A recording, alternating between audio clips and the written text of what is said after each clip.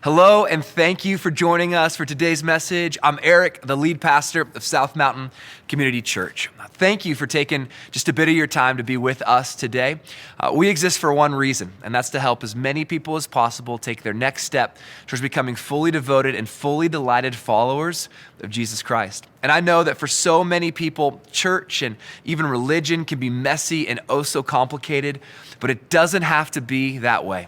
Here you can belong before you believe. So our hope is that your first visit with us is enjoyable, meaningful, and unlike the church experiences of your past. We also think that the best way to experience delight is with others in person.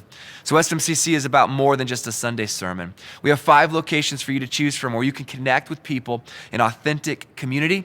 We want every message you hear to engage your head, your heart, and your hands for a life of full delight. So with all of that in mind, enjoy today's message. All right. Well, for those of you who are brand new, just want to say, so glad that you're here because we are starting a brand new series today, as Hope was sharing on Habakkuk, which I hope you find helpful. And if you're not new, just want to say, so glad that you're here as well because we're starting a brand new series on Habakkuk, and I hope that you find it helpful.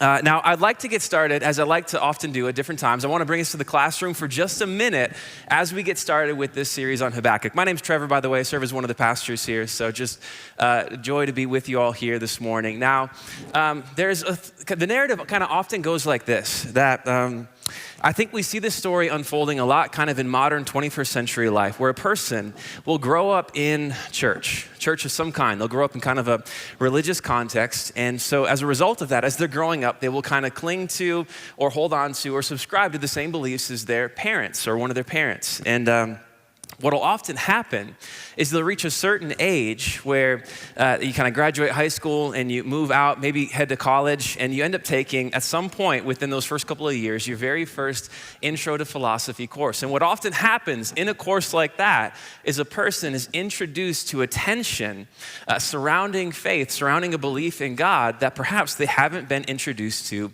before, something that's often referred to as the problem of evil. And so the problem of evil, to put it in kind of simple terms, it goes like this, that a belief in God is a belief in a being that has these qualities. That is all good, that is all knowing, and that is all powerful. Right? There's more attributes of God that you can spell out, but at the very least, when we're discussing the problem of evil, these are sort of the attributes that rise to the surface, that a belief in God is a belief in a being who possesses these qualities, all knowing, all good, all powerful. Now, the problem of evil, the tension arises when you look around at life, you look at your social media feeds, you read the newspaper, you watch the evening news, you watch just anything on TV. You at a certain point, you come face to face, even if within your own story, you come face to face with the reality that not everything is good in this world, but that there is such a thing as evil. There's such a thing as wrong. There is such a thing as bad.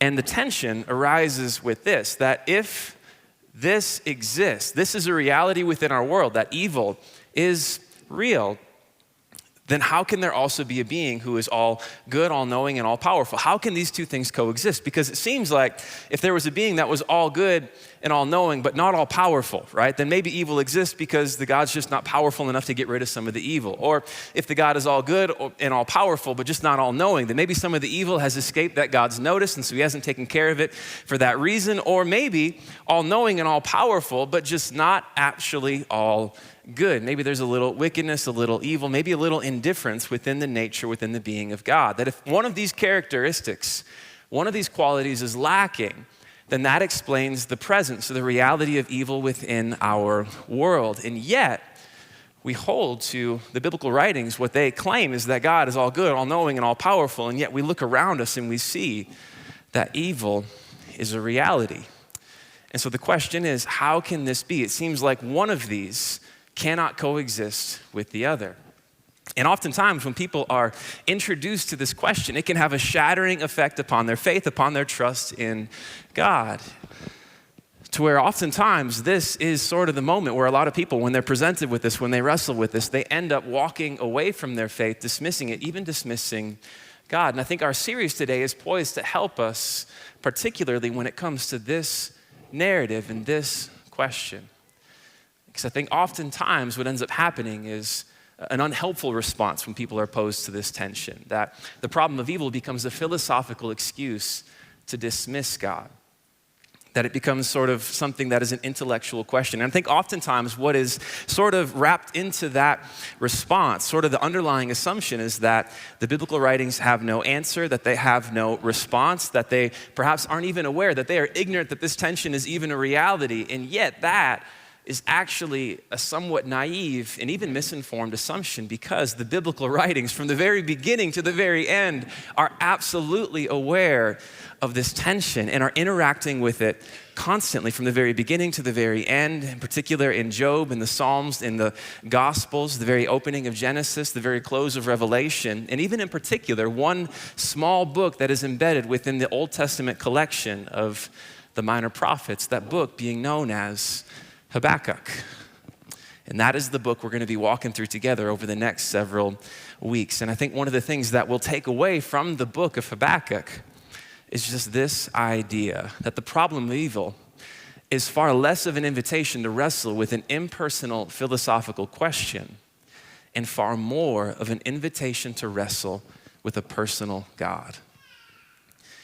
And that's what we'll have the chance to see Habakkuk doing over the course of these 3 weeks. But even in particular, he gets into the heart of the wrestling in this opening chapter. So just 3 chapters. We're going to walk through it one chapter at a time. And one of the interesting things is the book is named after its author, who is the prophet Habakkuk, whose name actually means to embrace or to wrestle. And that is absolutely what he's doing throughout the book. He is wrestling with God.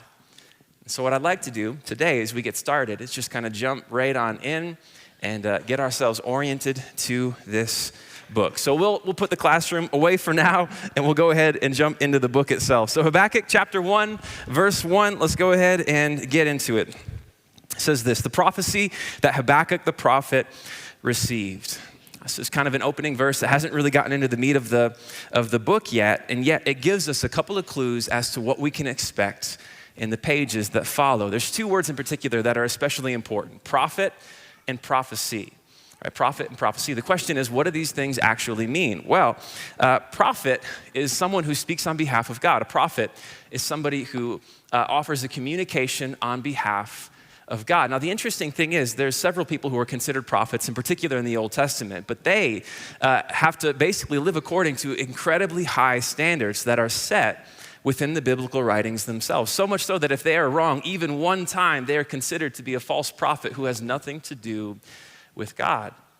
But Habakkuk here is someone who is considered a prophet, someone who is delivering a communication on behalf of God.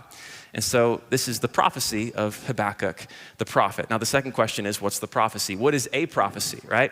Well, a prophecy is a communication that is given from God's perspective. And in that regard, you can actually understand the entirety of the biblical writings as falling within this category, because even across the different genres of poetry and narrative and law and all of these different things, they're actively giving communication that is coming from God. Now, when it comes to Habakkuk's prophecy here within this particular book, what he's offering is actually a prayer. He's recorded a conversation, a prayer that he has between himself and God, and that is the prophecy of the prophet that we have within this particular book known as Habakkuk. And so that is what sets us up for what is to come. Now with that, I'd like to go ahead and jump into the letter itself. So Habakkuk chapter 1, verse 2, we'll pick it up where Habakkuk opens up. This is what we see. How long, Lord, must I call for help, but you do not listen? Or cry out to you violence, but you do not save? Why do you make me look at injustice? Why do you tolerate wrongdoing? Destruction and violence are before me. There is strife and conflict abounds. Therefore, the law is paralyzed and justice never prevails. The wicked hem in the righteous so that justice is perverted. So a couple of things. Notice, he opens with the words, how long, Lord? And it's not unintentional that he chooses these specific words to open it up, because with these, he's actually signaling the genre of prayer that he's offering. It's almost like when you're watching a TV show and a joke is made and you hear canned laughter. That's what cues you into that this is a sitcom, right? It signals the genre. Or when you're watching a horror film and all of a sudden you hear strings kind of playing shrilly on a minor second, right? That inducing that fear. That's what cues you in to the fact that this is a horror film. They're signaling the genre. And in the same way, when he opens up with "How long, Lord?" he's signaling the exact type of prayer that he is about to offer, which is a prayer of lament or a prayer of complaint, that he is offering these words to God on behalf of something that he is very frustrated with, something that he finds confusing, something that he finds disorienting. That cues us into the reality that there will be much emotion within this prayer: anger, sadness, frustration. That Habakkuk is upset, and he's taking all of this into his relationship with God.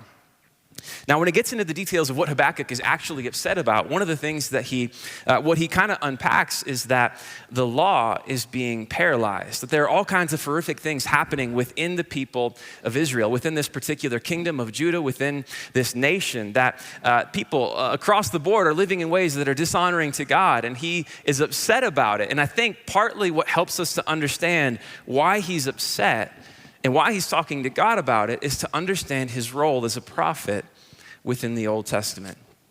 And one of the things that's important to know is that prophets, they functioned almost like lawyers that were theologically driven in a sense. Because in the Old Testament, the people of Israel, they had this relationship with God that was formed, that was detailed through something called the Mosaic covenant, like this theological contract. And that explained the details of their relationship with God, the Mosaic covenant. And the prophets, they basically would look at what was happening within society at any particular time or season, and they would essentially come to an understanding of what was going to happen on the basis of what the covenant spelled out very clearly at different points. That if you live in this way, these will be the results, and if you live in this way, these will be the results. And so just to spell those out, one of the clearest places that you find them is actually in Deuteronomy chapter 28. The first 5 books of the Bible, they have the Mosaic covenant within them. And Deuteronomy 28, the 5th book, explains what happens. And essentially, this is what it says. These are the blessings that occur if you do good for the people of Israel. The Mosaic covenant blessings, Mosaic in reference to Moses, the leader at the time of the people of Israel. You get children and crops and livestock and military victory and abundant prosperity, esteem over other nations. You get to remain in the land that God has given you, and you get peace, not just in the sense of the absence of conflict, but even in flourishing in its broadest, in its richest sense. That is what you get. You get flourishing. So if you do good, you get good within the Mosaic covenant, right? But it also spells out what the consequences are using the language of curses. And this is what it goes on to say. Mosaic covenant curses. If they live in a way that's dishonoring to God, if they break the covenant, if they don't abide by the terms of the agreement, this is what will occur. Disease, drought, plagues, military defeat, abundant loss. They'll be oppressed by other nations. They'll be exiled, removed from their land, and ultimately their lives will be marked by death. If they do good, then they get good. And if they do bad, then they get bad. And the Old Testament is basically a history of a people doing bad and getting bad as a result of it. Now, I think one of the helpful things to know is that this is not the covenant that Jesus invites us into. This is not the theological contract that he has formed with us, that he has invited us to participate in. The Mosaic covenant is one that absolutely is defined fundamentally as religion. You do good, you get good. You do bad, you get bad. It's as simple and spelled out just like that. And yet the covenant that Jesus invites us into on the basis of his death and his resurrection is one that is completely different, where it's not founded upon our performance, but instead it's founded upon his. Because the reality is, when he died on the cross, he took upon himself the punishment for all of our bad, all of the bad that would result from our bad. He took upon himself. So there is no punishment left to be doled out to any of us for the things we've done in the past, in the present, even in the future, because he has taken all of it upon himself. But even in addition to that, he lived the perfect life that you and I never could. So that in addition to him taking our bad, he actually transfers his good to us, so we stand before God for all of eternity as if we ourselves were perfect and righteous and holy. And that's something that a person could never earn. We could never perform well enough for that on our own, but it is a gift that is freely offered on the basis of his death and his resurrection in our place. And so thankfully, Jesus offers us an invitation into a far better covenant, a far better relationship with God. But when it comes to understanding the book of Habakkuk, we have to recognize that he's operating within the Mosaic covenant, where if they do good, they get good. If they do bad, they get bad. And the prophet's job was to remind the people of that reality. And I think one of the clearest ways to actually describe the role of a prophet in the Old Testament is just to say that a prophet's job was never to revise God's word, but to revive attention to it. Because if one of them showed up and started saying, yeah, this little bit that Moses wrote, that seems a little bit outdated now. Let's just kind of change that piece there. And this part doesn't fit with culture in quite the same way. Let's kind of update the branding and let's make sure that this fits better. If one of them had tried to do that, that would not have flown. But instead, their job was to revive attention to the terms of the covenant, to God's word, to revive attention to what had already been established. And so what Habakkuk's issue is at the beginning is he's saying that, all these horrific things are happening within society, that the courts are run on the basis of bribes and status. There's no justice that is offered. The people who are in poverty are oppressed and continue in their oppression, and nothing is changing because the ones who are in power are the ones who are benefiting most from it. They're the ones who are corrupt, and all these awful things are happening within society. And God, you're not doing anything. You're not helping anything. You're not changing anything. How do you just allow this to continue on and on and on? That is what Habakkuk is opening up with. How long, Lord, will you allow this to be the case? And then we get God's response. Verse 5. God says in response to Habakkuk's question, he says, look at the nations and watch and be utterly amazed. For I am going to do something in your days that you would not believe, even if you were told. I am raising up the Babylonians, that ruthless and impetuous people who sweep across the whole earth to seize dwellings not their own. They are a feared and dreaded people. They are a law to themselves and promote their own honor. Their horses are swifter than leopards, fiercer than wolves at dusk. Their cavalry gallops headlong. Their horsemen come from afar. They fly like an eagle, swooping to devour. They all come intent on violence. Their hordes advance like a desert wind and gather prisoners like sand. They mock kings and scoff at rulers. They laugh at all fortified cities by building earthen ramps. They capture them. Then they sweep past like the wind and go on. Guilty people whose strength is their God. I think in some ways it can almost be even difficult to understand the reign of terror that the Babylonians actually held sway with over the ancient Near East. All right, so my wife and I, we've been watching this show recently called We Were the Lucky Ones on Hulu.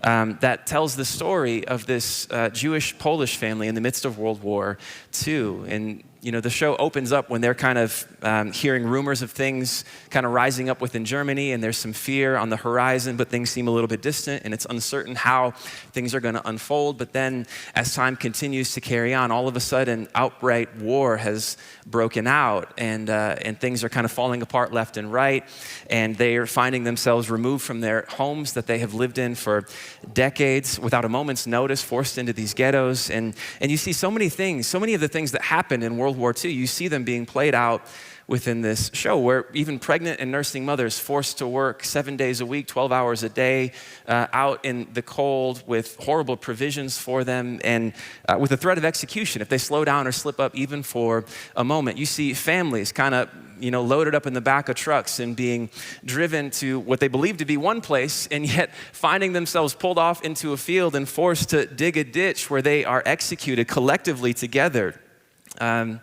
You see these horrific things happening, and the feel that you get throughout the entire show is just this sense of inescapable dread. Right? That there is a people group, there is a nation that is reigning in terror, that is almost all-powerful in terms of the nations on earth, and they are coming and they are bent on destruction, they are bent on violence, and there is no way to escape, there is no way to get away from it. And so there's a feeling of dread and absolute terror, even at the mention of this particular people group. And I think in a lot of ways, that is sort of the reputation or the dread that the Babylonians evoked as well. And yet at the time that this conversation is exchanged, the Babylonians were basically no one. Because this is kind of coming to the end of the 7th century BC. The Assyrian nation, who had destroyed the northern kingdom in Israel, along with many other nations, they are the reigning superpower at the time, and they have been for over a century.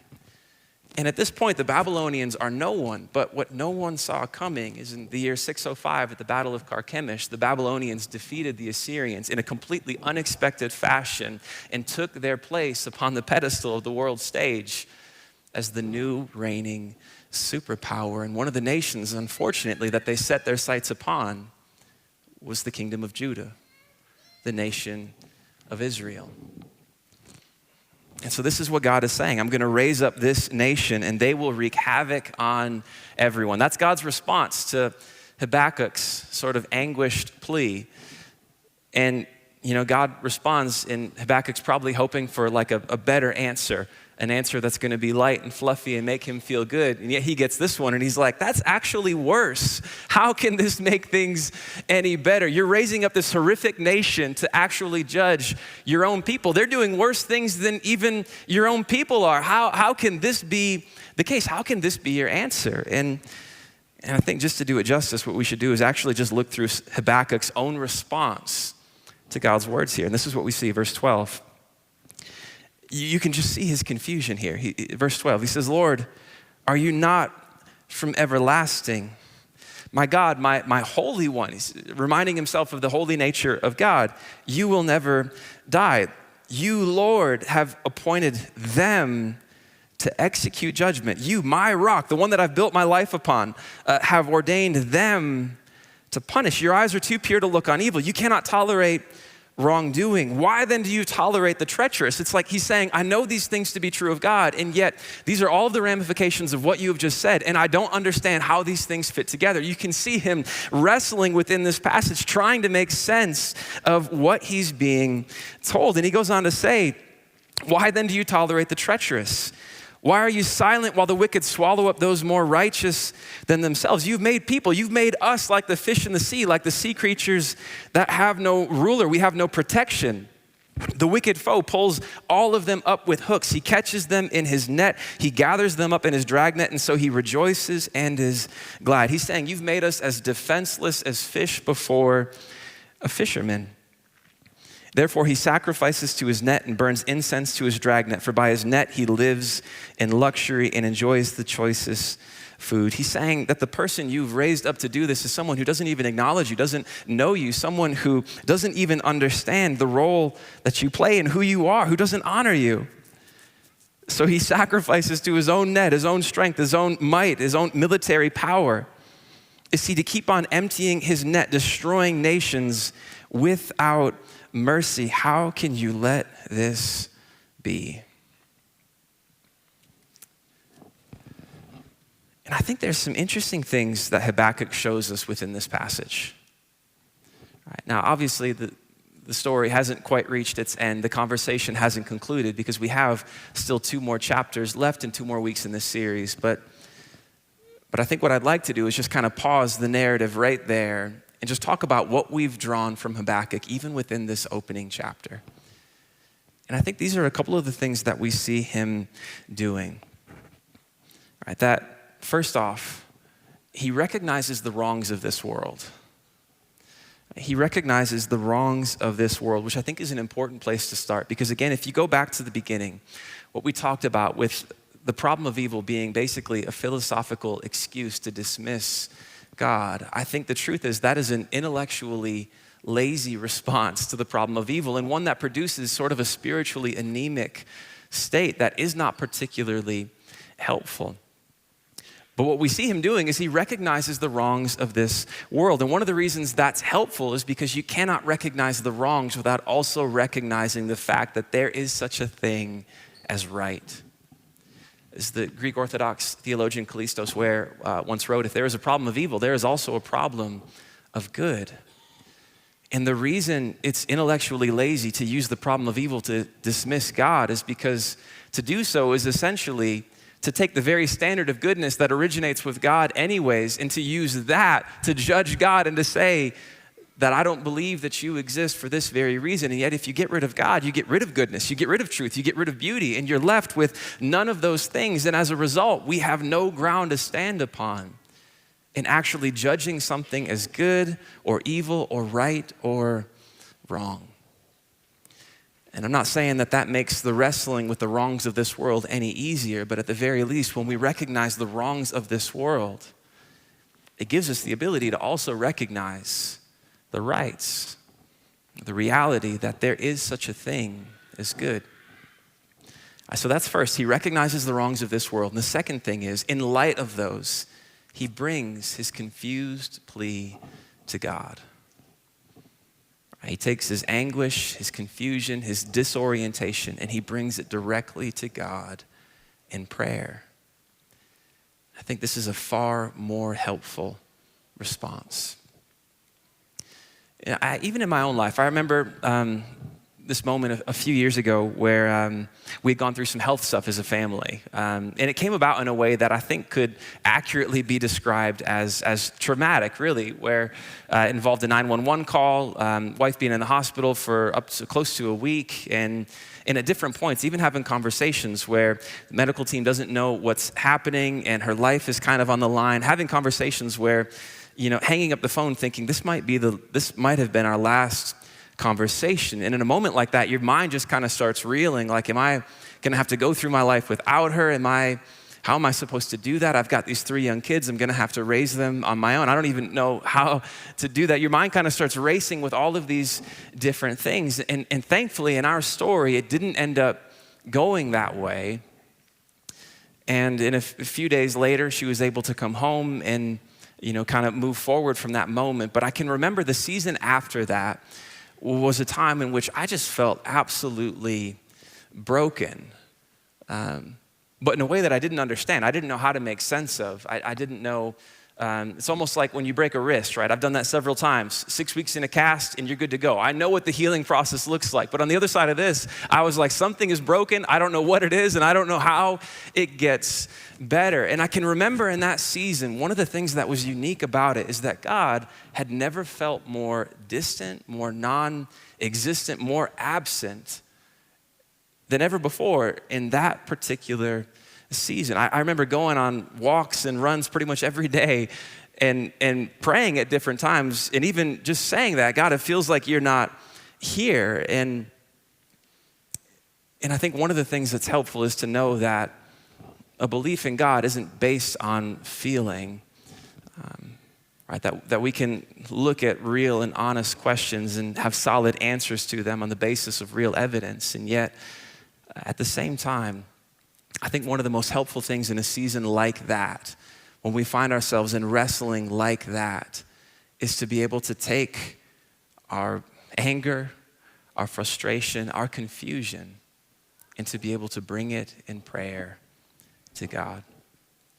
So I think one of the main takeaways from the first chapter of Habakkuk is just this, that the bottom line is God invites us. God invites our honest pleas, with the full range of our emotion, to essentially wrestle with him with the fullness of who we are and what we're working through. So with that in mind, would you pray with me? Jesus, we thank you for the time together this morning. One of the things I do want to thank you for and give you praise for is when we find ourselves in seasons of difficulty,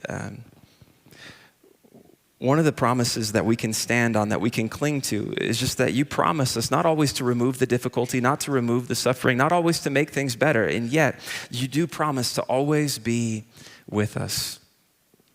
And I think sometimes in the midst of grief, in the midst of loss, in the midst of confusion, it's difficult to see that, and yet so often when we find ourselves looking back on seasons of our lives, we can see how you were always there in the midst of the difficulty. You were always present. You were always with us.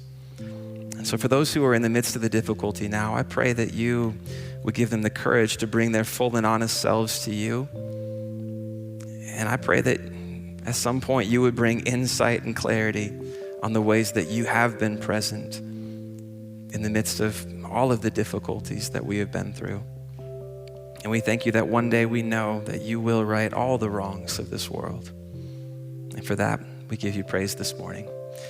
In your name, amen. Thank you so much for joining us for today's message and trusting us with your time. If you'd like to connect with one of our pastors or staff, you can easily do that by visiting smccutah.org/connect. When you fill out that quick form, they will get back to you within a few days and be able to connect with you. As well, if you'd like to know more about taking a next step at SMCC, you can easily look at what next steps we have by visiting smccutah.org/next steps. And lastly, if you found today's message both hopeful and helpful, I would encourage you to do maybe one of two things. First, you can share this message with someone that would find it helpful. And you can also choose to partner with us financially so that more people can see messages like this. You can find more information on what that looks like by visiting smccutah.org/give. Again, thank you for joining us today, and I hope to see you at one of our locations soon.